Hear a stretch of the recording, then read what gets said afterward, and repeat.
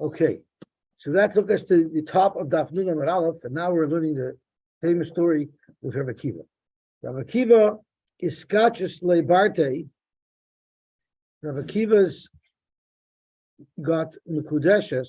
He made kedushin on the daughter of the Kalba Savua.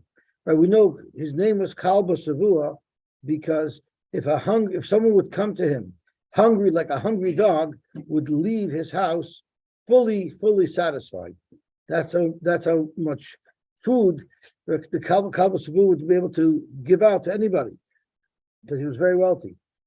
Supposedly he was an anical. I think he was an anical of Nachshon and Aminadav. Is there a story in Novi with the daughter of Nachshon who was married to a man who was very poor? And she complained to her father that although my husband's a big Talmid Chacham, but we don't have enough to survive. So he gave him a bracha. I think that's the story. So Kalba Savua was an anical of that. He's a product of that bracha. Anyway, Kalba Savua, I'm sure they were reading him Shidduchim from all sides. All the Shatchadim were calling him. Lowenstein was calling him. Who was the other one? Petey Katz. Yeah. Who else are the big knockers? Glivi. Who are the Shatchadim who only read rich Shidduchim? Petey Katz, Brecher was calling him. They were hacking him. I think he had all of those phone numbers on block mode because they hacked him such a chinik. And then what happens? His daughter goes and accepts kedushin from his shepherd, from one of his employees. Could you imagine? Shoma Kalba Savua, when he heard about it, I guess he wasn't invited to this kedushin ceremony. So I don't know who was the Masada kedushin, but I can imagine which Rav would have risked getting on Kalba Savua's bad side by being the Masada kedushin. He never got his yeshiva didn't get any more donations from Kalba Savua. Adra Hano Mikol Nichse. He answered, I believe it was Rabbi Akiva, or was it his daughter? I'm not sure, but either Rabbi Akiva or his daughter, I assume it was Rabbi Akiva. He asked Rabbi Akiva to have any ano from any of his nechasim. I'm sorry? Her. So he cut his daughter out. Okay. Oslo, then what did she do? Instead of breaking off the kedushin, Oslo then sivala b'sisru. She ended up becoming nesua to him. She accepted nesua from him in the winter. In the winter it was cold, and I guess she did it because he probably went to Florida, so he wasn't around, so she was able to get away with it. Anyway, they couldn't even afford a normal apartment. They lived in a warehouse that was housing straw. Havaganu Beitivna.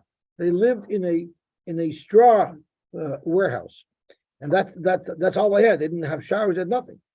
Havakaman Kitlei Tivna min Mazia. There's actually two gersoyas. Malkat lay means she took the hair out of it. She took the straw out of his hair. But there's a gersa that says that he picked the straw out of her hair. In other words, even though they had it very difficult, there was a big love that they had for each other, that they took care of each other. There are those who bring a riot from here that at least Rabbi Akiva didn't fear like the Satmar to shave his wife's hair, because clearly there was hair here. So unless they're Garish Mankit lay, and it means they pulled it out of his beard. Could be if you're Garish Mankit lay, or she pulled it out of his bias, right? But if you learn Mankit law, then for sure you have a raya that she didn't shave her head. Amar law. Kimai what Kalba Savua would have said, Nishna, you took my daughter, you shepherd, now you shaved her head too. Oh my Lord, he told her, my wonderful wife, I don't have a penny to my neshama, but if I did have, Raminalech Yerushalayim did the hava. I would buy you the latest trendy jewelry that everyone loves. I'd buy you a tennis bracelet. I'd buy you what other fancy things are there. I would buy you all these fancy things. So the most popular trendy jewelry in those days was a big gold plate. It was what's it called? Something you put on your head. Tiara. A tiara. Oh, that's right. I would buy you one of those to wear on your head, to have Yerushalayim on your head. That's what I would do. Everyone knows the story with the Russian who was telling his son, if I had a flock of 1,000 sheep, I would give it to the motherland. And if I had a car, I would for sure give it to the motherland. So his son asked him, Dad, you have a coat, a beautiful coat. Why didn't you give that to the motherland? He said, No, I can't. I have that. But Avada Rebbe Kiva would have bought that for his wife. Anyway, also Elio wanted to show them that there are people who are worse off. He wanted to make them feel rich. So what did Elio do to make them feel rich? In Milahain cancer, he put himself into a human body. We learned from the Chassidus several times that Elio comes in different forms. When he comes as a human, then he has to stick to all the rules. He has to follow halacha. But when he comes not as a human, like when he comes to our Seder, when he comes to our brisson, there he doesn't have to follow halacha. That's how he's able to move around on Shabbos to multiple brisson.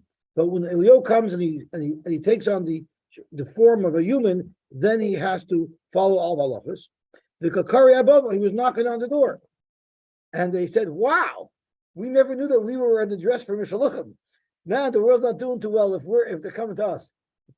Right? When Mishaluchim come to my house, I know the economy's bad. Right? So here, Kiva didn't even have a house; he lived in a warehouse of straw, and the Mishaluchim came in a dress. Amar Lahu, he told them, "Havali ported the tifna. Please give me a little bit of straw. I don't even have that." The oldest Itzi. He knocked on the door of Kiva. He says, "Via Strankel."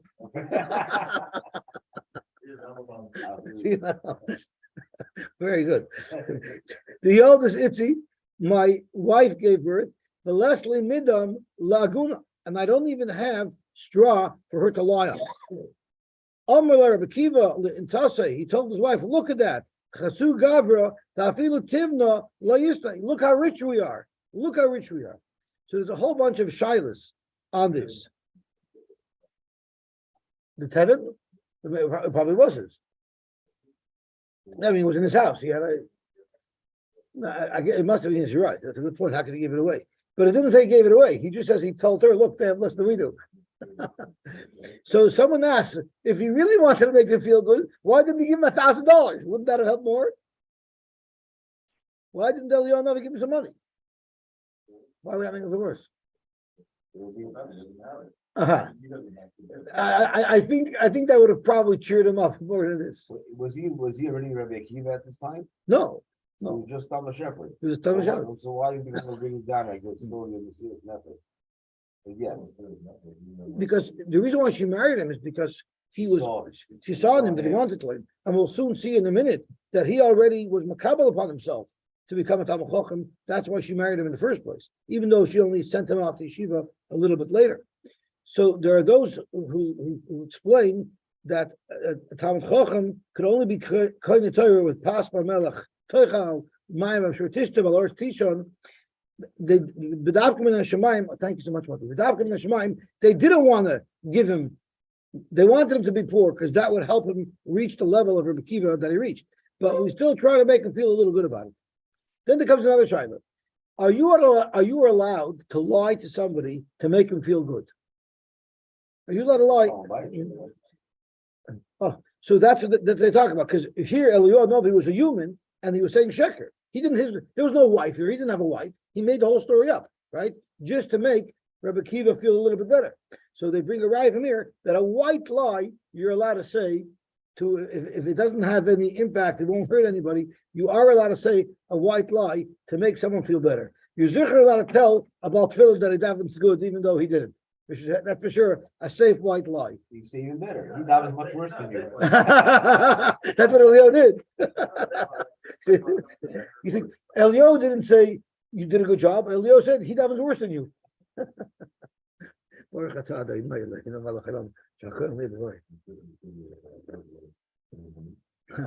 Okay, so that's the other lie they bring from there. That you're allowed to say a white lie, and the reason why they didn't give them more money is because it would have impacted the madrega that Rebbe Kiva was eventually able to reach. Amar lay, so she told him, "You know what, Rebbe Kiva time? We had our honeymoon already. Zil havi beirav. Go learn. Go to yeshiva. Ozal tarte shreishnin. He went away and he learned for 12 years. And today we're going to learn a math lesson. I'm sorry? Wasn't he mechuy to support her, you mean? Now, how could he go away for 12 years? She's allowed to let him. We actually learned that in Ksubis. With her permission, she's allowed. Today, they don't want them. Who doesn't want to shkiach? Right. Well, she just told him to go learn. I think. The daughter comes. No, we're soon. She wants. That's right. But we're soon going to learn that they originally got married under the understanding that Rebbe Kiva was going to change his ways and go learn. So it could be that was the deal. But they were. He was. Oh, we're going to soon see that Rebbe Kiva got married afterwards as well. We're going to learn about other marriages that Rebbe Kiva had today. So anyway, so she sent them away to go learn. That's what we went to learn by. After the 12 years, he was coming home. Finally, he was coming home from Ben Izmanim. He rented a car. He was all excited. He came home from Ben Izmanim. He came up to the door. He didn't just want to barge in. He was listening in to see what was going on over there. There was some Russia who was talking to his wife, and it's interesting because it doesn't say anywhere why this guy was a Russia. Why does it call him a Russia? It must be simply because he was trying to create discord between the husband and the wife. Because what did he say? Shaper avad lach avuch. Your father was right for disowning you for marrying this creep. Chada number one, he's definitely not on your social status. The Ran says so he doesn't even have yichus. Forget his money. He doesn't even have yichus. Look at what he did to you. He left you as a living widow without any support at all. 12 years. This is the guy who you want. She told him, if he would listen to me. You see, she didn't assume that he does. Right? He would learn another 12 years. Amar, he said, since she gave me permission, so everybody asks, he was right there outside the door. Couldn't he stop in just to say hello? So I heard this over from a gifter, but I just heard it over yesterday from Chaim Shmulevitz. The answer is it's a famous line, but I love saying it. And there's a lot of kids in math class in Yosy that believe that.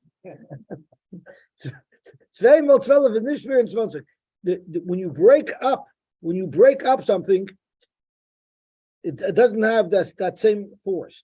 And Reb Chaim Shmulevitz actually uses it both ways.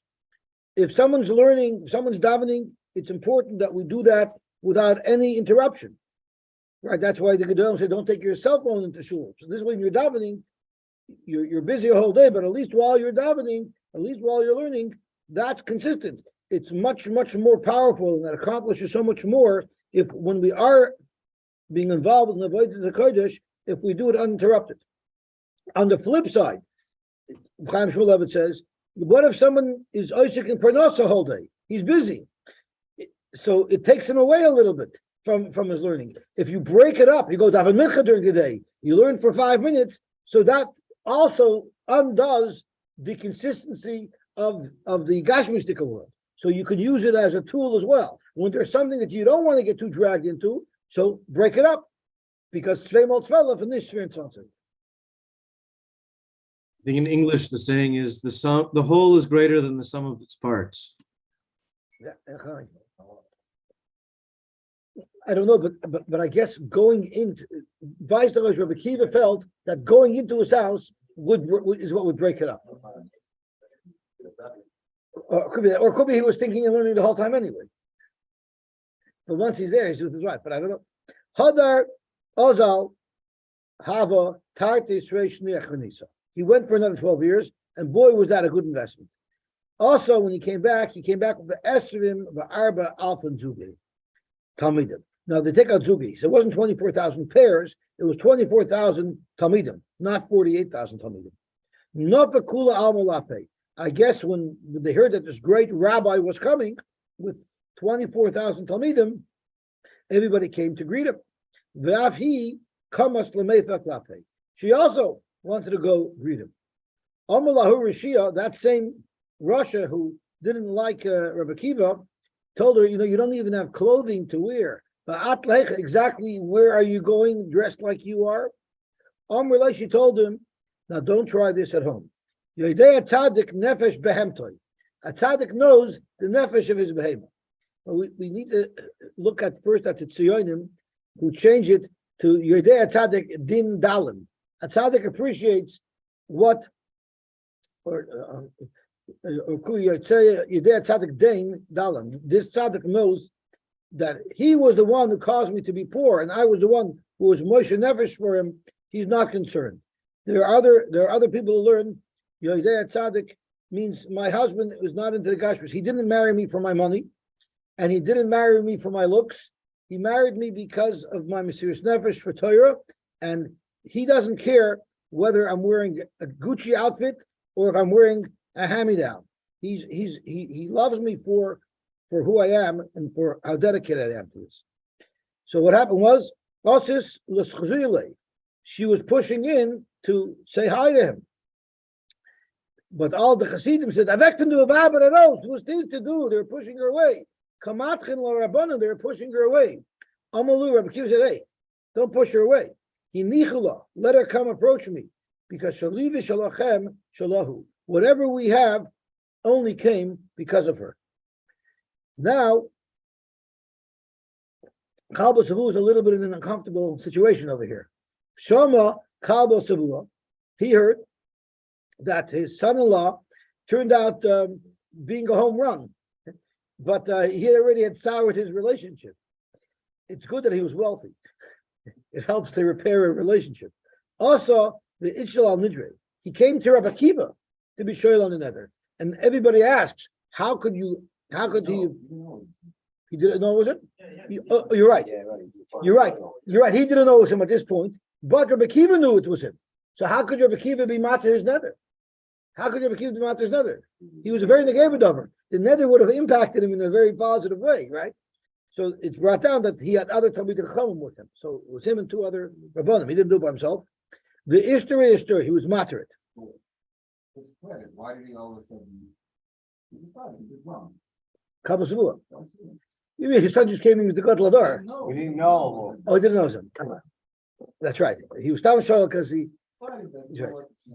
That's right. That's right. That's how our school says it? Yeah. Well, let's look at the Ran. If you turn to the Ran on Ahmed Beis, the Ran tells us the story and the complications of this nether. So let's look at Daf Nun Ahmed Beis. For some reason, the Ran on the Gemara that we just learned is over here.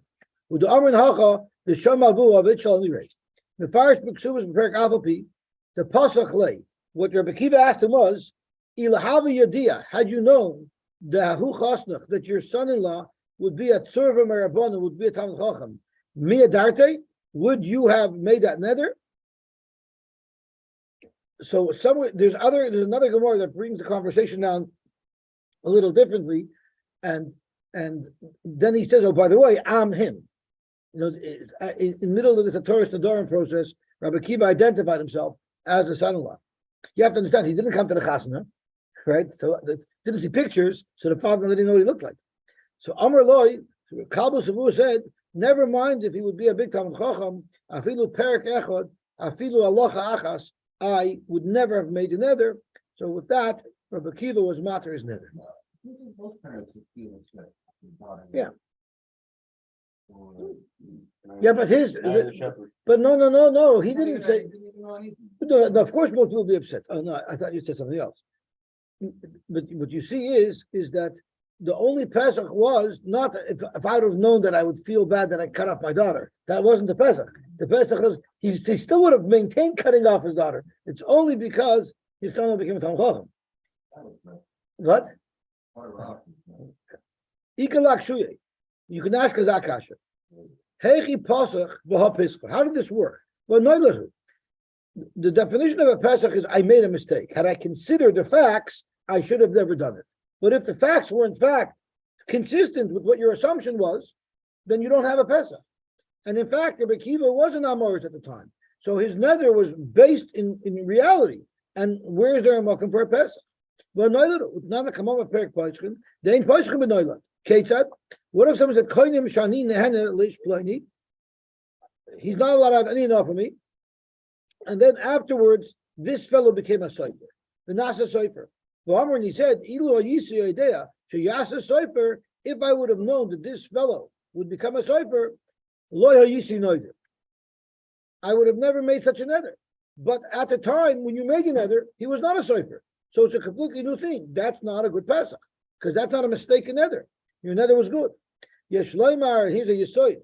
The shiny hacha, the Rebbe Kiva al das sheyasa sofer nosa.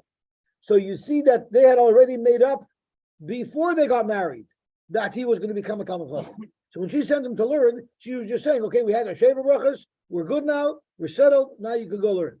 But they always intended for him to learn. Kidis awesome, Rebek Abu Hedja. It wasn't that Rebbe Kiva was not married. She also wanted to sit in koil, right? They made up that he was going to sit in koil. The Chibin Shekain lav noileru. That's not noileru. You know why? The Shchiach Tuba sheyilmoid perek echad v'alach achas. Someone in koil the likelihood is he's going to learn at least one perek. Emphasis the other. So therefore, it's not considered a noileru. It's very much within the realm of possibilities. Right.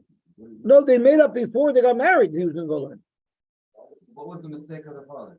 Had I known that my Adam was holding by going to learn, he didn't know that the plan was he was going to go learn. Had I known that my Adam was planning to go sit and learn, I would have never made such a nether. So his nether was based on a false assumption. Was the nether made his daughter or to him? So Marty said it was done to his daughter. Darshko says it, right? Yeah. And was the fiducian as part of the time the fiducian that was going already? Is that The Nusuin.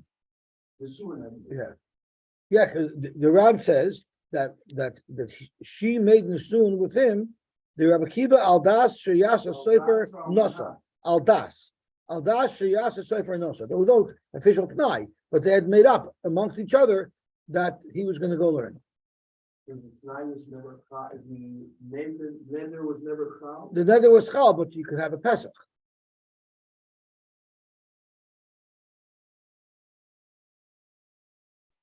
Okay, so let's see the Gemara weiter.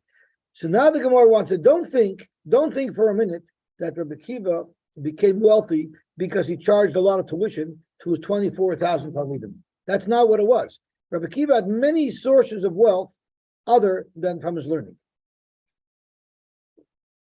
Zok the Gemara Shis Mili Iyasir Rabbi Kiva. To hear you have an opportunity to hear how to become wealthy. You know how many times we talk about very wealthy people who speak in shul, and we say if this guy would talk about real estate investment, oh, he would have a sold out crowd. So now you have an opportunity to hear from Rabbi Kiva how he became a millionaire. But before you get too excited, I do want you to still hold on to your day job, because not all of these H's are easy to pull off. Min shis mili aser Rabbi Kiva, from 6 different places, Rabbi Kiva became wealthy. Number one, top 10. Number one, top 10, rich fair. Min kalba savua. Number one. Number 2 on the top 6 list is min ela de svinta. They used to have an ornament at the front of each ship that looked like a ram or a deer or one of the animals that run very quickly, as if to say that the ship should be able to cruise quickly to its destination. The that has a name, has a special name. No, it has a special name. You'll find it. Victor's going to look it up. Victor, you know what it's called? Those things in front of the ship. On the boat or You know the Viking ships Right. had these things in front. Yeah. Dagor. Yeah. Okay. So the whole Sfinta. In English, it's called a figurehead. A what? A figurehead. Oh, look at that. It's called a figurehead. Who get that? Oh, we're going to see. The whole Sfinta of the lay min ina. And these figureheads were hollow, and they would put gold coins into it. I'm not sure what that was the skula that they had. So there would be this big, but it wasn't built into the ship. what we envisioned from the Viking ship, it was built into the front of the ship. This was a separate standalone device that was like a babushka doll that was in the shape of a ram that was full of gold coins. It wasn't just full with another babushka doll. It actually had gold coins in it. The Chosfinta Abdul Leiben Eina, Zim Nachada, one time as they were loading the ship, they were in a rush, on Shua Kif Yama. They forgot to load it onto the ship. So it got abandoned on the seashore. Also, and Rebbe Kiva was walking along the beach. He found it. Find your keepers, loses weepers. He became very wealthy. That's one story. So that's the second way. So you always have an option. You can go to Florida with a metal detector. You can walk back and forth, and maybe you'll get lucky, and you'll also find one of these guys. What was he doing at the beach? I'd like to know. Umin Gavza, and he also once found a safe. The Zim Nachada, one day, Yohiv Arba Zuze L'Sfunoi. What people used to do, I guess, as an investment is they would give a sailor who traveled to far and wide parts of the world and said, here's a couple of dollars, find me something, anything that you could bring me that I can maybe sell, that I can make some money off. So he gave money to a sailor. Amalu, do me a favor. I see Limidam, bring me something. They went to wherever they went, and they couldn't really find anything very exciting. They couldn't find like any Russian hats, in their far and wide travels. They couldn't find a sombrero. They couldn't find Kahlua. We used to always go for Kahlua to Mexico. They couldn't find all the things that people want when they go. They found a little wooden box. So they figured, this is what we found. They gave him this wooden box. Omrule, they told him, Ovid Marnale, and there's different shatim in what this means. Either here, watch this, and we're going to go see if we can find you something else, or if they told him it's a box, at least you can use it as a workbench. And he did, and when he was working on it, it broke open, and it was full of money. How was this box full of money? The Zimna Chada Tovna Svinta. There was once a time where a ship sunk. Let me just see the Vov. Where's my Bach?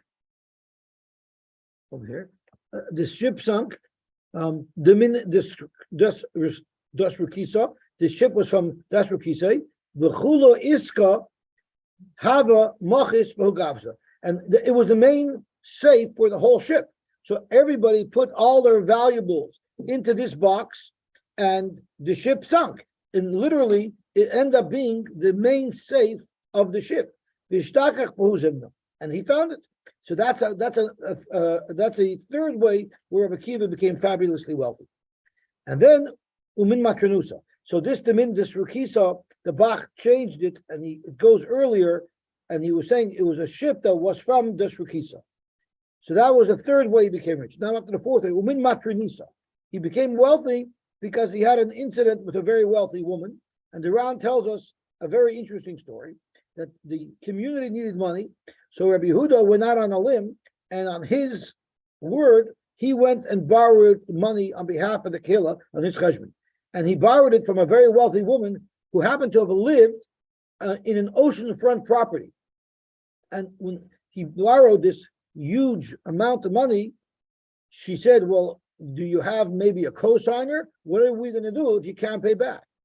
So he told her, HaKadosh Baruch Hu v'hayam, the HaKadosh Baruch Hu and the river, she lived, she had an oceanfront property, HaKadosh Baruch Hu and the Yam, they will be my Orid. What happened? When the time came for Rabbi Kiva to pay back, Rabbi Kiva became sick, and he couldn't bring her the money.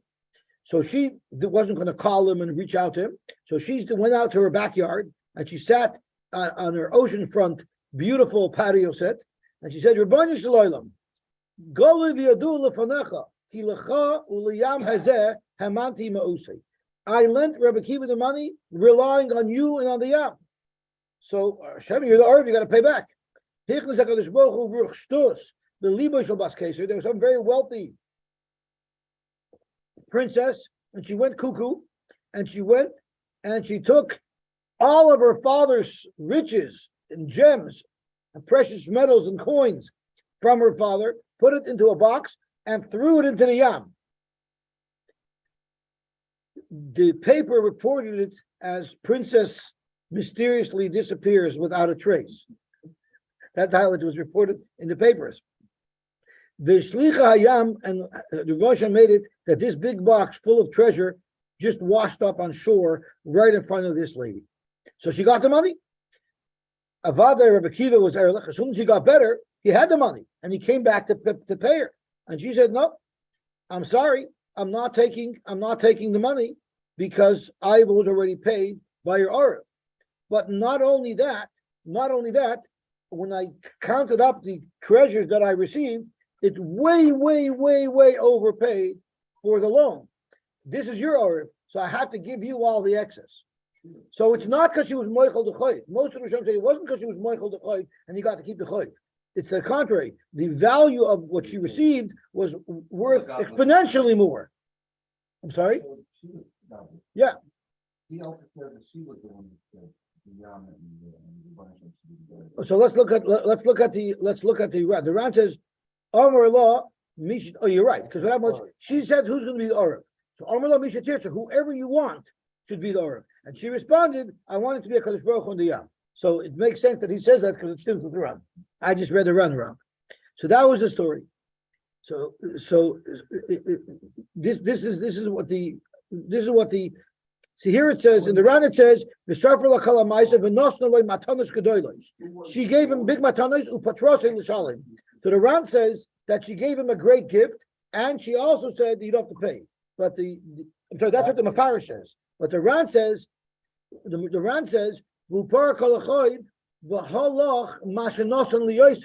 she said, "I got way more money than just the value of the choiv."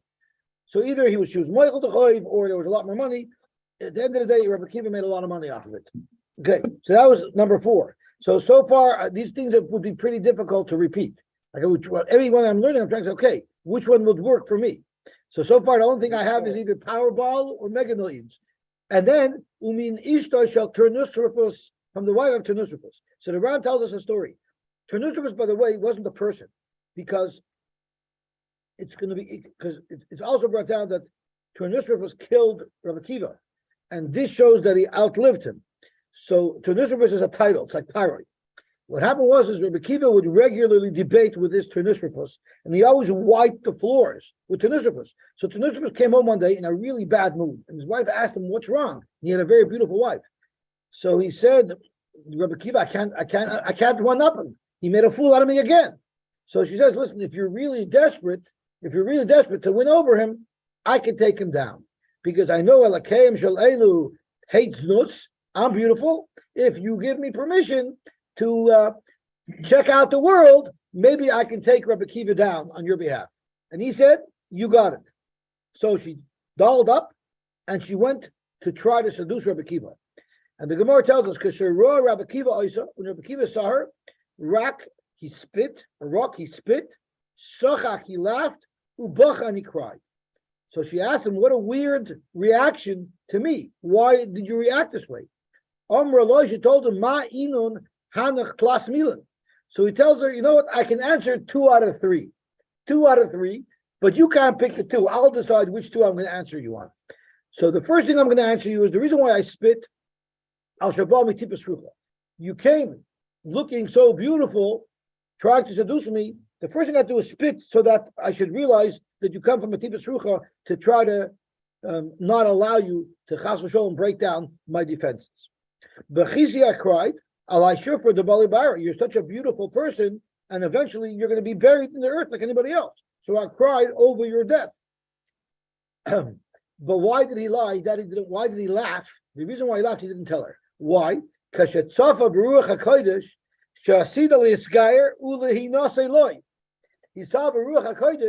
that she was eventually going to become a Geyeris and marry him. So I'm not sure if that was a laugh, like, yeah, right, or if it was he was happy that he would have her. But he didn't want to tell her at that time. So after she saw that he resisted her, she was blown away by the strength of a tzaddik. So Amrullah, she told him, "Klum yesh tshuva. Can I do tshuva? Is tshuva possible?" Amrullah, anybody could do tshuva, no matter what. So she was so blown away by it. Holchov and Iskaira, she ended up becoming a ger. V'nizas loyli Rabbi Kiva. She ended up marrying Rabbi Kiva. So Rabbi Akiva didn't have one rich shver, he had two rich shvers. She brought a lot of money into the marriage.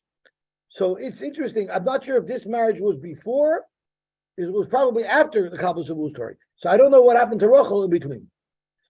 And I don't know if he was married to two wives at the same time. It doesn't say clearly how this happened. This is Yes. towards the end of his life. He was married 4 times in total. Oh, really? This was towards the end of his life. Yeah, he's running in the book in the Akiva, so we're. Oh, so that's how you we're know. Going through it part of it, but So this is after Rachel died. after. All his wives died, or some of them Yeah, divorced? I think first one he divorced before Rachel. and Uh-huh. then Rachel and Mary. I think we can- Yeah. She was a beautiful girl. Yeah. Okay. She was pretty rich. So By now, the way, if I may, I don't think those, if I may, Rabbi Akiva and this lady were Gilgulim from Shechem and Dinah and from Cosby and Pinchas. really, Yeah, so those they tried to get together when they were Usher. Pinchas and Cosby, yeah, so Rabbi Akiva was trapped first in Shechem, then he was trapped in Cosby, and then he became Rabbi Akiva in the Shama, and then he married her legitimately. wow. That's what the whole thing was. Who brings it? That's what the AB writes in his book. Well, you know, that's why mentions. Oh, why it's mention a thing, but it's mentioned. Okay. And now what about Hai the Katia Bar Shalom of Furish Bavodah Zarah? So the Gemara in Avodah Zarah tells a fascinating story. There was a big king, and he didn't like Jews. Surprise. And he asked his advisor, Katia Bar Shalom, who's also a big Knacker, what do you do if you have a limb that has gangrene? Do you let it take down the whole body, or do you cut it off? So Katia Bar Shalom says, that was in Katia, you cut it off, right? In other words, get rid of the Jews. So the king said, okay, let's kill the Jews. So Katia Bar Shalom says, no, it's not so easy. It's not so easy, because the Jews are all over the world. How are you going to take care of them? They're Arba Kanvais Oretz. The Gemara has a different shot. The Gemara says that they're needed by the world like the winds of the world. You can't kill the Jews. So the king says, okay, let me kill at least all of the Jews that are in my country that I have jurisdiction over. So Katia Bar Shalom said, that's not a good idea either, because then everyone's going to say about you that you killed that half your country. You'll be known as a barbaric leader. It doesn't work either. So you're not going to be able to kill them. So what happened is Katia Bar Shalom, what he did is he ended up proving the king wrong, not allowing the king to do what he wanted. So the king says, yeah, you're right. You won me on there, but anybody who wins over an argument with the king gets killed because you won me over. So now you have to be killed. So they were taking this Katia out to be killed. He was a goy, he was a Rosha, but he prevented Yidden from getting killed by telling the king it wouldn't be a good idea. And there was a Humatranisa who told him, listen, you're getting killed because of the Jews. You might as well throw your lot in completely with the Jews. You're not having Olam Hazeh. Maybe you'll get a little bit of Olam Haba. Why don't you do a bris so that at least Avraham Avinu might let you in, right? So he said, fine. And he gave himself a bris on the spot. It's a question how he did it. Did he fall on the floor and cut it? Did he bite it with his mouth even? Did he bite off his meal by himself? But he did that, and then he died, and he died right away. But right before he died, he said, I'm leaving all my money to Rebbe Akiva. So that was the sixth way Rebbe Akiva became very wealthy. So unless you can orchestrate one of these things happening, you still have to keep your day job. Zog the Heilige Gemara weiter. Rav Gamda Yoiv Daled Zuve Lisfunoi. Rav Gamda also made one of these investments. He became a venture capitalist. He gave 4 zuzin to a sailor to find him some product. L'subahin made him to buy something with it. Lo yashkachu, they couldn't find anything. So what did they do? A siyale behind kupa. They found a monkey. They found a monkey. Let's bring this back for Avgamda. As they're trying to catch the monkey ran away. Ishtamit all the chorse went into a hole. They dug after. They followed the monkey, and they saw ashkachu duravia al margalaisa. The monkey was sitting on the treasure trove. So I see they brought all that for Avgamda, so his investment paid off. They were trying to speak out. Of course, they weren't mechuyev to give it to him. He was never cutting this monkey. They could have kept it, but it was a midas chasidus that they gave Avgamda the monkey with all of the money with it. Could be he let them keep the monkey. I'm not sure. I mean, he said if you found all this money, there must have been some monkey business going on. You don't just run into so much money like that. So Omer Lei Bas Kesar Reb Shua ben Chananya. These people were very blunt, maybe even a little bit offensive. Rabbi Shua Chananya, he was known for many things. He was a big Talmid Chacham, but he wasn't known for his looks. Omer le bas keser Rabbi Shua Chananya, Torah mufuara. The Torah is so beautiful, and you have so much of it. Why would your Rebbeinu put it into such an ugly body like yours? So that was like a very big attack. Omer le, he said, "Let me ask you a question. That's a good question." He didn't get insulted and start crying. He said, "That's a very good question. Let me ask you a question. Limdi, teach me. In your father's household, where do they store their most expensive wines? In earthenware, in clay jugs. So he told her back, that makes sense. I'll turn, a Jew answers a question with a question. I'll ask you the question. Every schlepper schnorrer keeps their wine in a jug. And you, the king, keep your stuff in earthenware. You should be keeping your wine in gold and silver, which we know is not very good for wine. Oslos veramos chamra b'mani de kaspa. She went and put the wine into gold and silver, but sorry, it went bad. Amrullah, he told her, Afoy Raisa came. The Torah is like that as well. It holds better in an uglier keli. So she asked, what do you mean? Ika Shapirin. What about the Shapiro family, who are very good looking? The Gamirin, and they're also big Talmid Chachamim. Amrullah, he told her back, Iavasanu have a Gamirin Tzvei. If they wouldn't be good looking, they would be even bigger Talmid Chachamim. But the Maharsha explains, not necessarily. Everyone who's good looking can't learn. If they wouldn't care about their looks, if it would bother them that they look so good and it wouldn't be important to them at all, they would steig more. So there's a Murray Kazakh over here. I don't know if the Oilam knows that which Rebbe, the Kloisenberger Rebbe, who had silver Ibn cup from his Chassidim, he was makbid by the Sidorim to use a glass for the Arba Kosos. And Reb Chaim Tzanzer also was makbid Dafka to use a glass by the Arba Kosos. What? No, I'm going to tell you why. Even though he had bechers, he was not going to use a glass. But every other week, when he made kiddush, he used a becher. So Vos Epis Pesach, he was not going to use a glass. So the Kloisenberger Rebbe explained the reason is very posh, because we know that wine doesn't hold good for a long time. On a regular day when I'm making kiddush, the wine sits in my becher for 5 minutes. So no problem, I can put it in a silver becher. But by the Sidorim, where the wine has to stay in the glass for hours and hours throughout the Haggadah, so there he was makbid on this Gemara that he didn't want to leave the wine in gold and silver for a long period of time, so he put it into a glass. Could be because of that reason. Could be the people who want to be English and Polish at the same time, so that they could do that. But yeah, but that's the reason for it. It's because glass has a din of cheres and is to keep the wine better. There's another reason why people are makbid to use glasses on Pesach is because the wine, there's a minute the other uses red wine. Although there was a long period of time for thousands of years, they only used white wine by Sidorim, and that was because of the blood libels. And we didn't want to have anything red by the Seder because the goyim were looking. But Lamaisa, the minute have to have red wine to remind us of the Dam from Pesach, right? So we have red wine. You don't see the red if it's in the becher. If it's in a glass, you see the red. So that's another reason why people are makbid to use glass on Pesach. Someone came in front of Rabbi Yehuda Ladina. So a woman came to a din Torah. This chayvus Mendina, and he passed against her. She became liable to pay. Amrullah, she told him, and there's a shayla if this is blushing bit me or not. Either Shmuel or Rabbi Chachidanan, would your Rabbi Shmuel have passed in this way? Or she said, actually, that's exactly what Shmuel told me too. I thought I would come to you and get a better result. Amrullah. So Rabbi Yehuda said, Yudasle, you know my Rabbi Shmuel? Amrullah, sure I know him. Everybody knows Shmuel. Gutza, he's short. Rabbi, he's fat. Rabbi, crazy. He's a big fat pot belly. Ucham, he's black. Rabbi Shini, he's buck teeth. Amrullah. So he told her, you're coming to be Mavazah, my Rebbe. They have a Itza B'Shamta. He should be in Cherem, Paka Umesa. She dropped dead instantly for being Mavazah Tamachachim. Umuta Bebeitza Tamita. When you get a little dose of Nedarim back, you're allowed to eat this. If you're not doing a tavshel, which is only something that you eat with bread, you're allowed to eat this shrunken egg because it's not normally accompanied with bread. My Beitza Tamita, Amar Shmuel, Abdu the Avidle. It's such an expensive dish.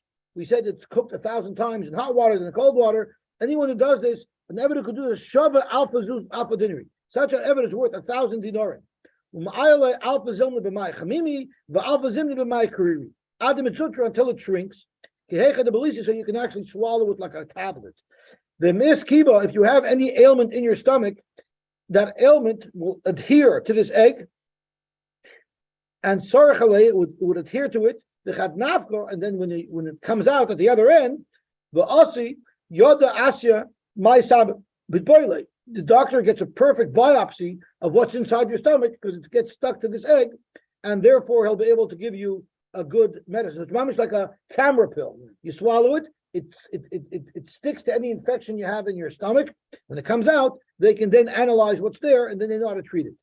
If a my mitzi, not to treat it. Shmuel he used to not use this egg. He used some type of root from a plant. Add the mysterin in shibesi alos hareyon. And what happened was it would cause him to become so weak that they thought he died. They would think he died till he recovered from this. The Ran says, he didn't know how to make the Be'er Tamita, so he used the Kulcha. And what happened with Adamitra and Inchabese, Shakol Kach, it would do such a good job of sucking out whatever it had to suck out, he would faint, and because of that, people thought he died. The Inchabese, was clear. They thought that he was, maybe they thought he died, he was going to die. They freaked out, so they tore out the hair. The halach is a worker is allowed to eat from what he's working on. So if you're working on chlufsin, which is a type of fig, he's not allowed to eat a different species. What is chlufsin? My chlufsin, it's a type of fig, the avdin minoin lapti, that they make lapti from. Hahu gaver, the yoiv adel chabre, lagmura alpha mini lapti. Someone gave his slave over, he enrolled his slave, his servant, into a class, a cooking class that would teach him 1,000 different ways to prepare lafti. And when he came home, the owner said, okay, let's see what you learned. And he found out that he was shortchanged by the school. Agmuri Tamdemeya. He only learned 800 ways to produce lavne. So because of that, the owner took the school to the entire Azmelodina Lakameda Rebbe. Rebbe, so Rebbe said, look at the luxus that's going on over here. Our father said that we had such good that we saw before the Beis Mikdash was horror. We saw such good things that we even forgot some of the many good things we heard. And anu us, we never even saw such things. We don't even know such things. And he taught you 800 things. That's pretty good. So I saw different sheets. If Rebbe was saying that the school did fulfill their contract because 800 is pretty good, or maybe they still didn't fulfill their contract, but he was pointing out that, like, wow, we don't even know what good is yet. Still, we still remember 800 things. Okay, I guess we should stop here. The next thing is also whole talk. It's about a batchen. It's all about the batchen business. So somebody will live about batchen. This egg doesn't seem like it's food.